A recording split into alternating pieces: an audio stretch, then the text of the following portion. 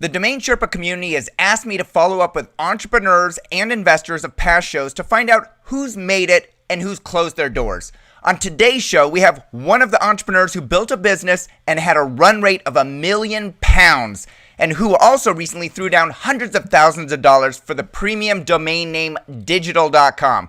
We're going to get an update on this business as well as find out where he's heading. Stay tuned.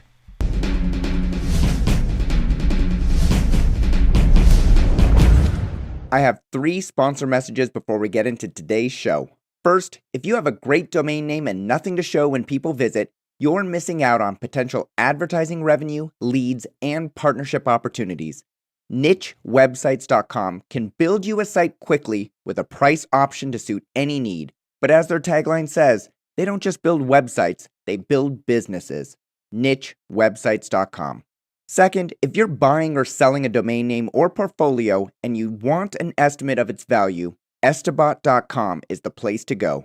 Just like you'd visit Zillow.com to get an estimate of a house value, Estabot.com provides key information about the most important statistics so you can make an informed decision based on data. Finally, whether you're buying, selling, brokering, or financing a domain name, you need an escrow company that's properly licensed, bonded, insured, and audited. That company is escrow.com, and they've been doing it since 1999. Escrow.com. It's about trust. Hey everyone, my name is Michael Seiger. I'm the publisher of DomainSherpa.com, the website where you come to learn how to become a successful domain name investor and entrepreneur directly from the experts. You come here week after week.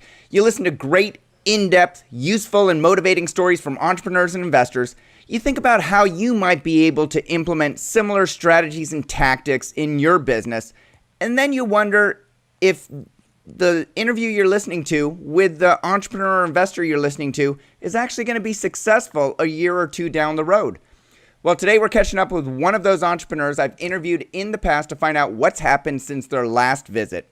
I'd like to welcome back to the Domain Sherpa show, Richard Kershaw, co-founder of Wish.co.uk, a day experience e-commerce business based in the UK, and recent buyer of the premium domain name digital.com. Welcome, Richard.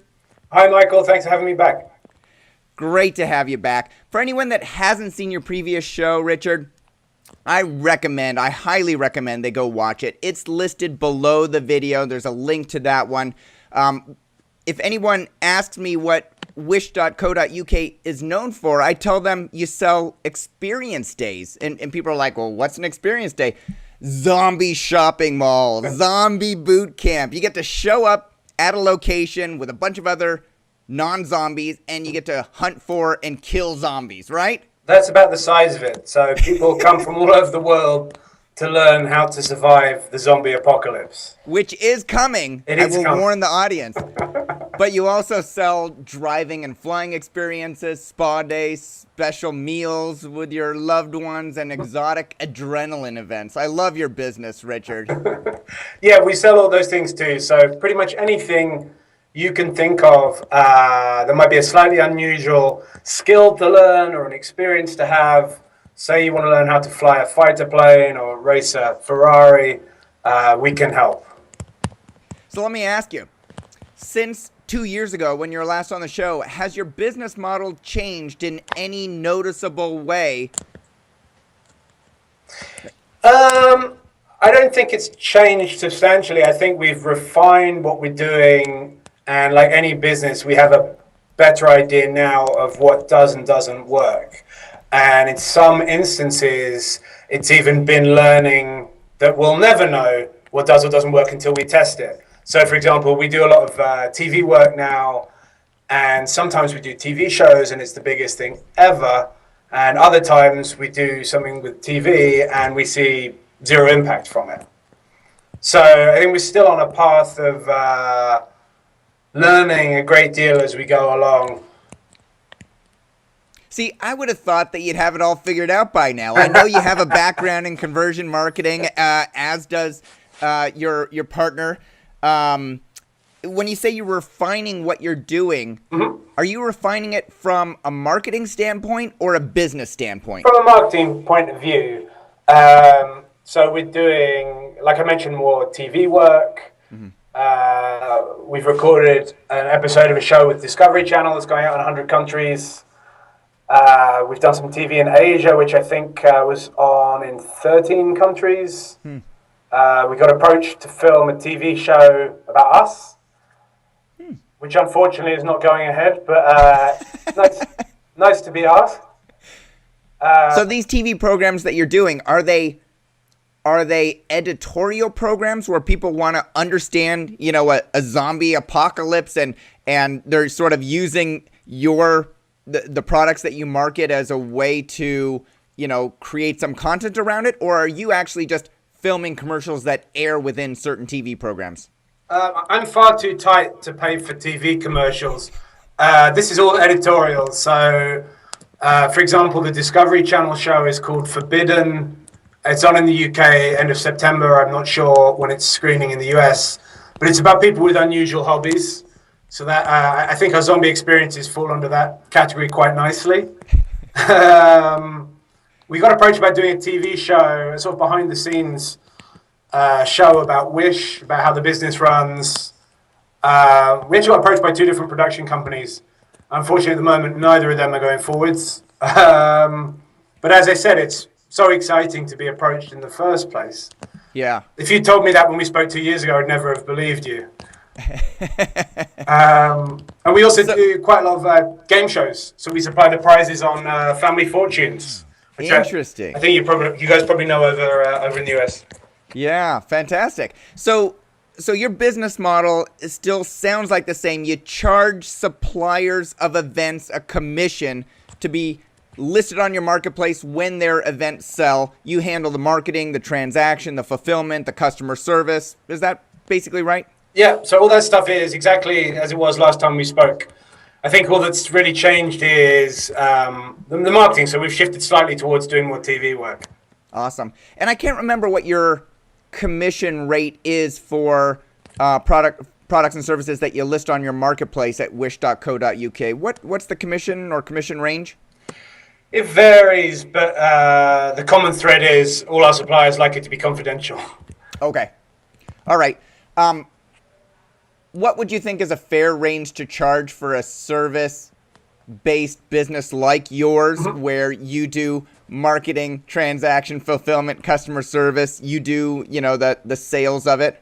What do you think is a fair range? Like for viewers that are like thinking, hey, Richard, I like what you're doing. I'm going to go start a marketplace and sell like e-commerce books, or I could go and contact my local restaurants in my small town and organize them on a website. I think what you really have to do is look at what people in that sector are paying for customer acquisition already. So if you're selling $1 million condominiums, you're not going to be charging the same percentage points as if you're selling zombie experiences. So I think you need to look at what the norms are in your industry, and that's what we did. So all the guys we're working with have other customer acquisition channels, and we know what it costs them to acquire a customer directly. We know what it costs them to acquire a customer through partnerships with us. And obviously, then it's a commercial decision for where you pitch it. Got it. So if you're selling a zombie experience, I can't remember how much the zombie shopping mall experience costs. It's a few £100. It's £139. So that's £139. Yeah. So, if I go to a local restaurant, a nice restaurant, it's going to be probably about $100, $150, right around the same order of magnitude. But I can almost guarantee you that none of my local restaurants know, or the nice local restaurants know what their customer acquisition cost is. You might well be right. I don't know the restaurant industry, but to take another example of real estate, they do know what they're paying to buy new leads. They know what it's costing them to acquire a new buyer. And I certainly think if somebody's looking at using a similar model to us, it pays to be in an industry where people get the value of what you're doing. You don't want to be having to persuade somebody. You don't want to be persuading restaurant owners in your town why they should be paying you in the first place, because that's an enormous uphill battle. It is. So I asked you where you're filming because it looks really bright, and London isn't as bright. Like I'm over here in Seattle, which is very similar weather, and I don't think I'm going to see the sunshine today. You're getting ready for Affiliate Summit. I want to come back and ask you a few questions about Affiliate Summit and forming affiliate relationships. Where and which industries are better for doing lead generation, where customers of those leads, buyers of those leads actually know the value of them. So I'm going to come back to that. In May 2012, I had you and your wish.co.uk business partner, Stephen Pavlovich, on the show. At that time, you told me that Wish was on a run rate to hit £1 million in 2012. Did you hit that revenue target? I believe it was $1 million, but was it $1 million? We were. I'm not sure what the exchange rate was at the time, but it was round about that sort of figure. Right about there? Yeah. And what was your revenue in 2013? Revenue since we last spoke is we're probably at a similar level now as we were then. I think it's one of the interesting things about operating in a very mature sector. So some of the bigger companies in our sector have been around for 15 years. So as the new entrant in the business, we're never going to see revenue going up by an order of magnitude from one year to the next. Gotcha. And who are your entrenched competitors? Who are the names that come to mind when people think of Experience Days? Virgin, for example, in the UK, a company called Red Letter Days, a company called Buy a Gift. So we're competing with, certainly when you're talking about Virgin, we're talking about competing with some very big brands. Gotcha. Is that Virgin like the airline Virgin? Yes. Oh, and they sell Experience Days as well? Yeah. Huh. Okay. Now, I thought you might say Groupon. Has Groupon...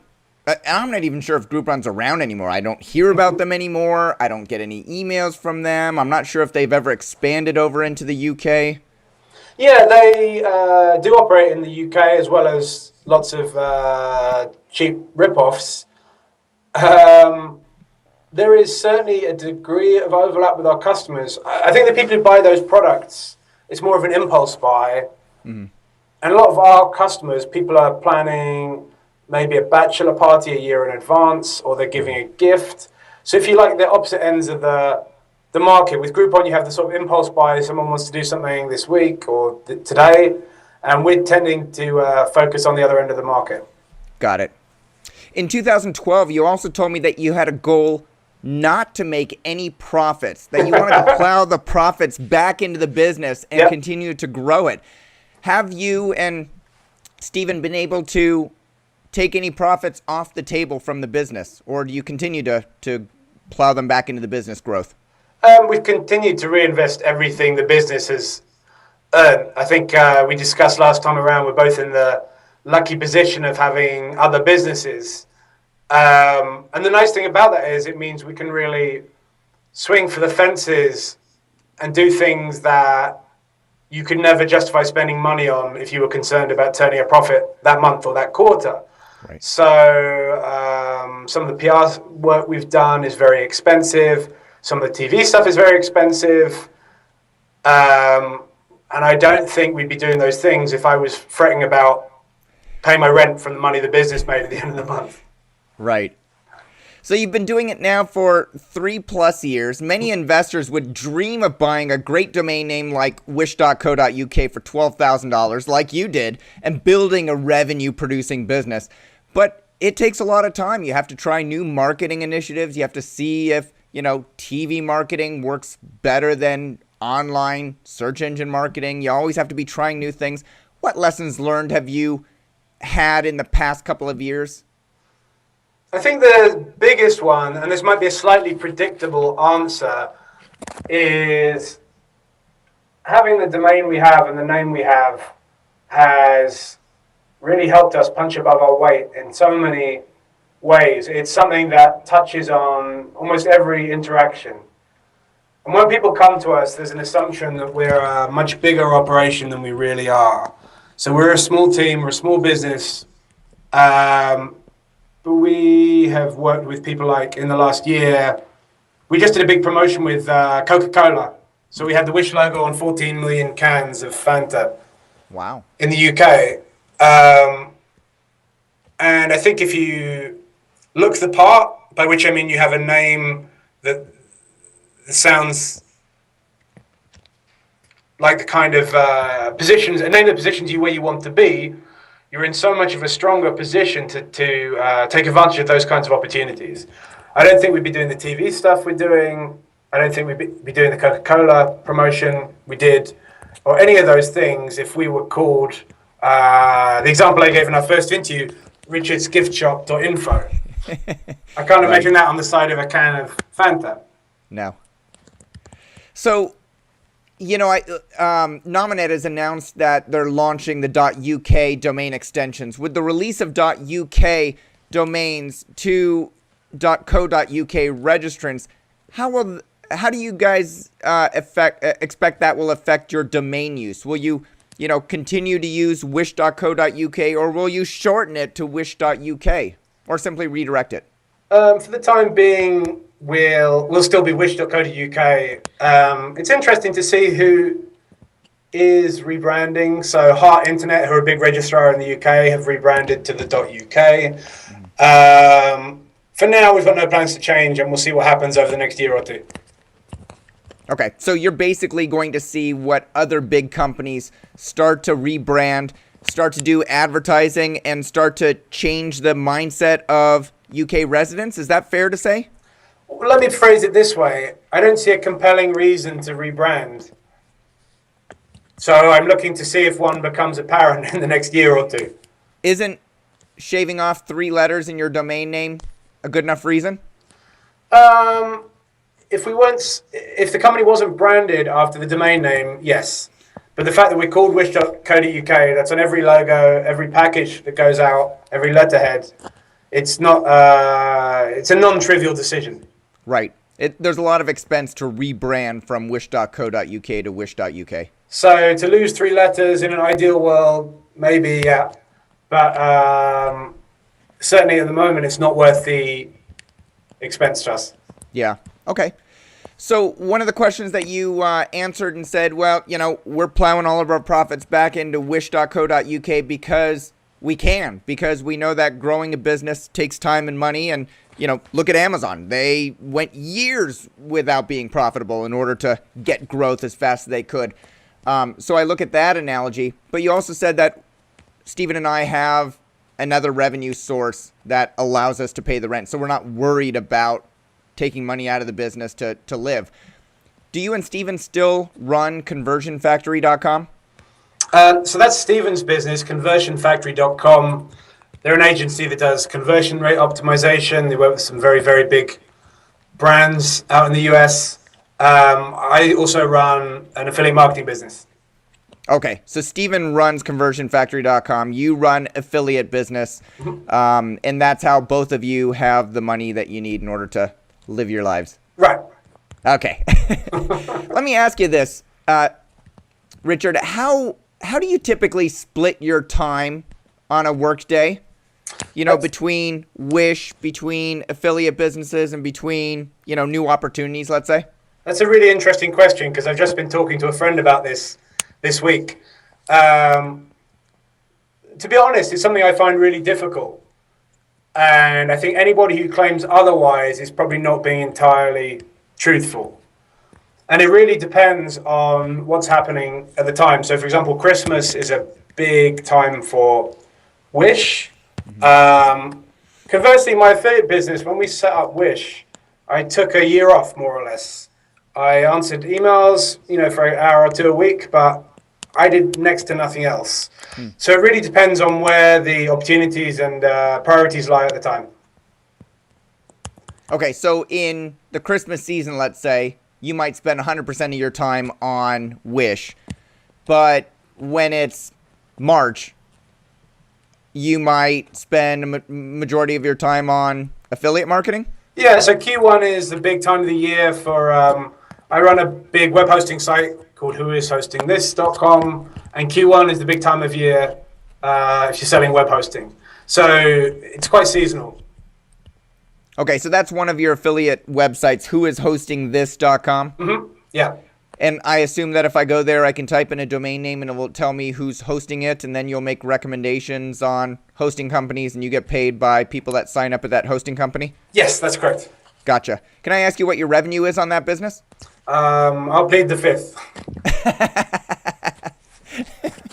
All right, fair enough. I always see a lot of, it's one of the problems with websites that recommend hosting is that I can never figure out if it's a real user submitted review or if it's, just an affiliate website. No offense to you and all the other affiliates out there, because everybody needs to make a buck and you're looking for different hosts, and that's one way to find the different hosts. But when I need to find a new host, I want to find like a WordPress host that's always has uptime, that, I can contact via telephone or chat support or email. And, I've got certain requirements, and I can never quite figure out all those requirements from the affiliate websites.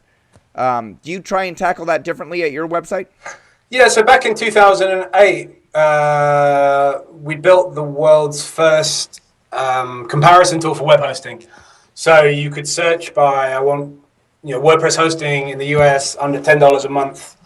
And we have many, many thousands of real reviews from users. You can see who the users are. You can see the sites they run. You can see their photograph.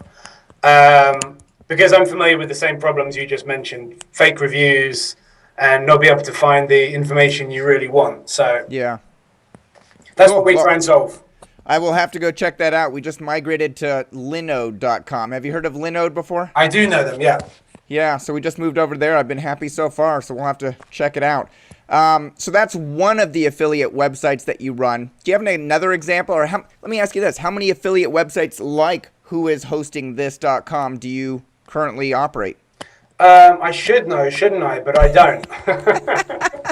How many of the affiliate websites that you operate produce, 80% of the income that you get from affiliate marketing? Single digits. So I have a lot of sites and I have a lot of projects. What you typically see with affiliates is people, I know this is common amongst many entrepreneurs, but I think it's even more extreme with affiliates. People get distracted by new opportunities and this and that. And one of the big lessons of the last few years for me has been learning to focus on fewer things, which sounds kind of obvious now I'm saying it to somebody, but I wish I'd listened to that 8 years ago. Quick break from 3 sponsors of today's show. First, are you tired of being upsold and cross-sold when you buy or renew a domain? Then try the newest registrar being built from the ground up with a beautiful interface, competitive pricing, and 24/7 support. Uniregistry.com will surprise and delight you. The right domain can change your life. Uniregistry.com. Second, investing in Chinese domains is crazy hard without expert native language advice. Now, as a service to the Western domainer community, TLD Registry offers ChineseLandRush.com. Using ChineseLandRush.com will help you invest in Chinese domains with confidence and without knowing a word of Chinese. Finally, Media Options is a boutique domain brokerage firm that gets results. They've specialized in helping companies acquire and sell high-value domain names since 2005, with a client list ranging from funded startups to Fortune 500 corporations. Visit MediaOptions.com to learn more. Yeah, but one of the problems with entrepreneurs is that you never know if this idea over here is going to be much bigger than the current process, affiliate site that you have, that you've been operating, that maybe is producing, a couple $100s a year. Hey, anybody would love a couple $100s a year, but maybe this one over here could be $1,000 a month, let's say, versus a couple $100s a month. Yeah, you need to think in terms of opportunity cost and how many hours there are in a day and week. Right. All right. Let me ask you about affiliates then. You mentioned that you're currently in New York. I appreciate you finding a space so we could conduct this interview while you're in New York. You're in New York because you're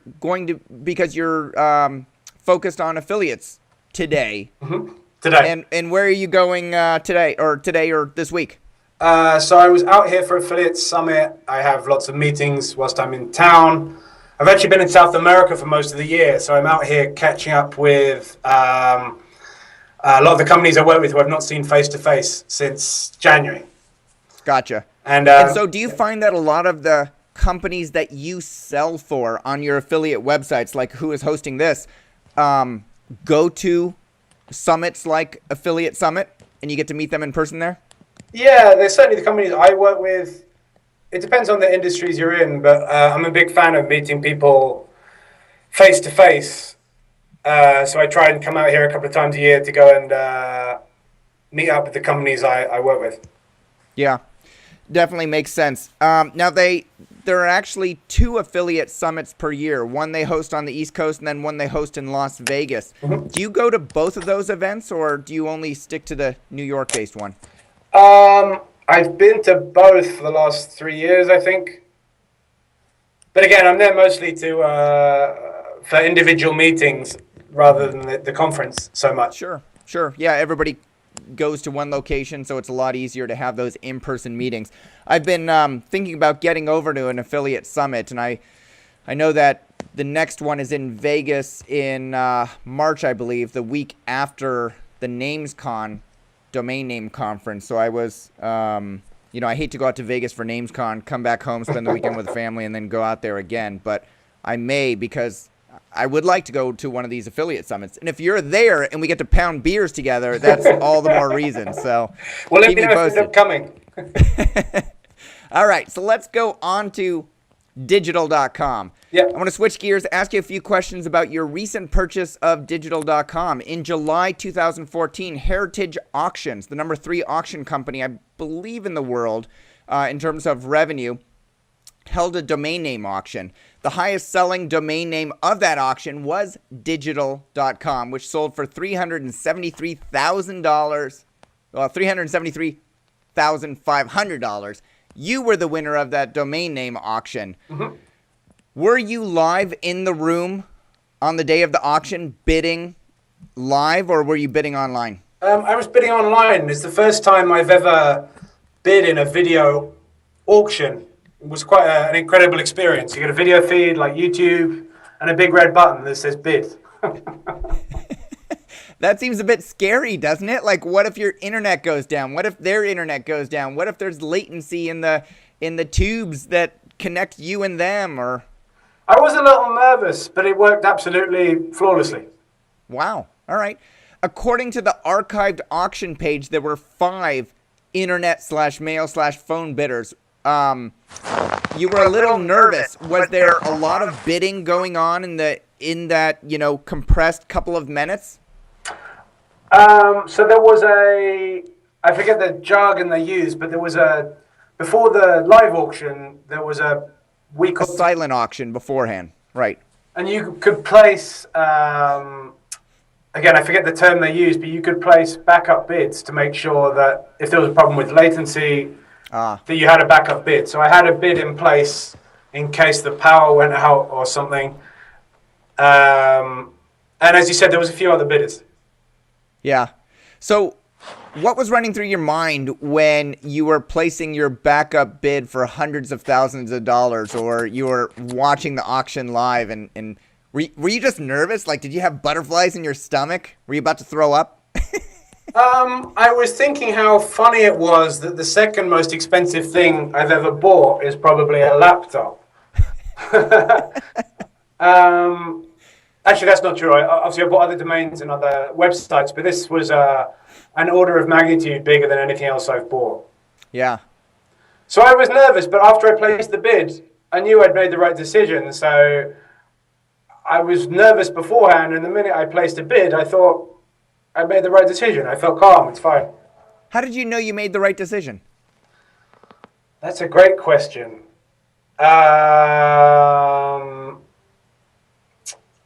I took a view that this was the most incredible domain I can remember coming up for sale in the last few years.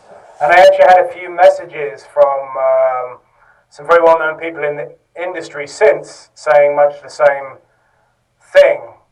My attitude was many valuable domains excuse me, describe a product or an industry, but digital.com describes a whole era. It describes not only dozens or maybe hundreds of different industries, but it describes the whole century we live in. It's like owning Steam.com during the Steam Age. Had the internet been around. Yeah.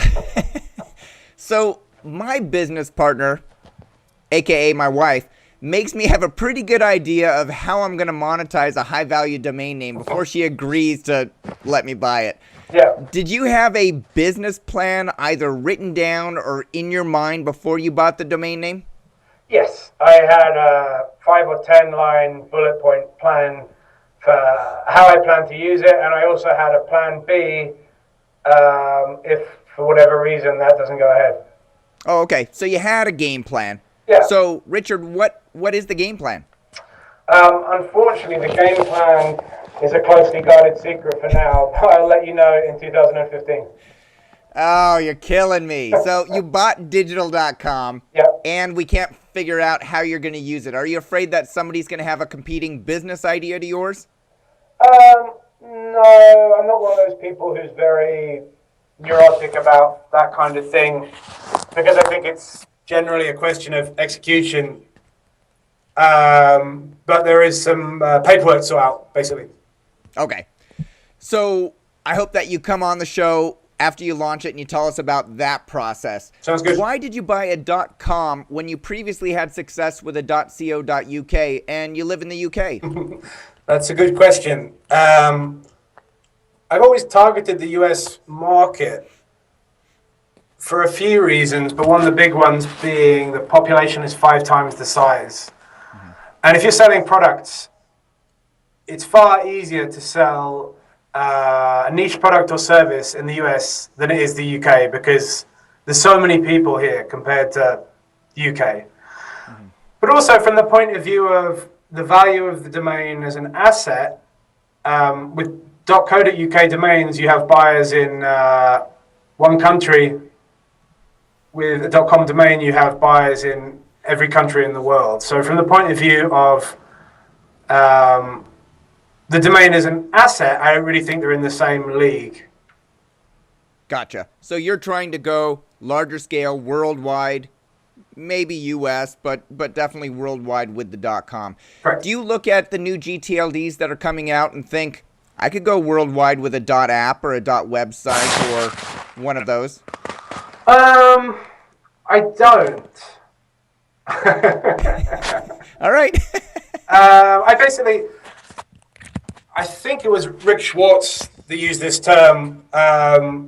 He described .coms as the gold standard for the foreseeable future, and I sort of take the same line, that even in 5 or 10 years' time when things might be different, in 2014, .com is, as far as I'm concerned, orders of magnitude better than the next best alternative. Yeah. Okay. What do you know about the history of the domain name digital.com? It was the corporate site for Digital Equipment Corporation, who used to build very large mainframe computers decades ago. The business was sold to Compaq in the late 90s. HP bought Compaq. And then I think the domain's actually been dormant for more or less 15 years. Oh. Something like that. Yeah. But it probably has a lot of inbound links, even though it's been dormant for 15 years. Yeah, I mean, it had obviously an HP brand on the site, so. Yeah. And when you purchased it, did you give any value to the fact that that Digital was an operating company, that it had inbound links? Does any of that matter to you? The only thing that mattered to me when I bought this domain was what we just discussed in terms of it being a name that defines dozens or hundreds of billion-dollar industries. So as a name, it covers digital advertising, it covers web agencies, it covers digital TV, it covers digital downloads. Each of those industries is beyond enormous. Yeah. Yeah. Yeah, and it's a great brand as well. You indicated on an interview that you gave on thedomains.com, Michael Birkin's website, that you would have paid more for digital.com. Up to what purchase amount would you have been willing to pay? Let me put it in these terms. I think the domain is worth an order of magnitude more than I've paid for it. So you think it's worth $3 million and you paid $373,000 for it? I certainly think the worth is closer to that. Yeah. The reserve was $1 to $5 million when it first came up for auction. Yeah. How much would you have paid? How much did you have in your coffers in order to be able to buy the domain name if people would have bid you up? I'll keep that between me and my accountant. I'm going to get your accountant on here. How did you determine the value of the domain name? Do you use tools like Estabot or search volume or CPC or look at the number of industries that are involved? What's your formula, Richard, for coming up with a value of a domain name like digital.com? My formula is really simple. I love Estabot and I use it quite a lot. I think anybody who was spending this kind of money based on an Estabot valuation is crazy. But I'm more or less looking from the point of view of end buyers and comparable prices for the same TLD. So I was looking at sale prices for oneword.com domains that describe billion-dollar industries. Mm-hmm. So you look at something like, actually the only example I have to mind is refinance.com, which sold a few years ago for $700,000. I was looking at domains that I felt were, to be blunt, comparable but not as good, and seeing them selling for mid-six-figure prices. And when I went to see my lawyer to discuss the purchase, the first thing he said was, you've got a great price on this domain. Your lawyer said that? Yeah. I need to switch lawyers because I don't know any lawyer that would say, hey, you got a great deal on this domain name. I went to my bank the other month to buy a domain name, and I think it must have been low five figures. And I said, here's my wire instructions. Here's where I need to go. I think I was sending it to escrow. And the account rep sat down with me. The business representative sat down with me and said, oh, are you buying a house? I'm like, no, I'm buying a domain name. And it's just like completely unexpected for somebody to pay that much for a domain name. You paid a magnitude more than what I paid. It's hard to imagine that your accountant and your lawyer would think that that's a good idea. My lawyer specializes in domains and IP law, so he deals with a lot of similar transactions. All right. Do you want to give him a shout out? Say his name online? Yeah, the firm's called Hansel Henson. They're based in London, and they've been magnificent to work with. Hansel Henson. All right. So the current Estabot value with your purchase of $373,500 factored in is $790,000. If I came to you with a all-cash offer today, Richard, $790,000, would you sell it? I actually got a phone call a couple of weeks after the auction closed with a comparable question, and I said no. So I think that's the answer. Wow. Bird in the hand, doubling your money. You wouldn't, more than doubling it, you wouldn't take it.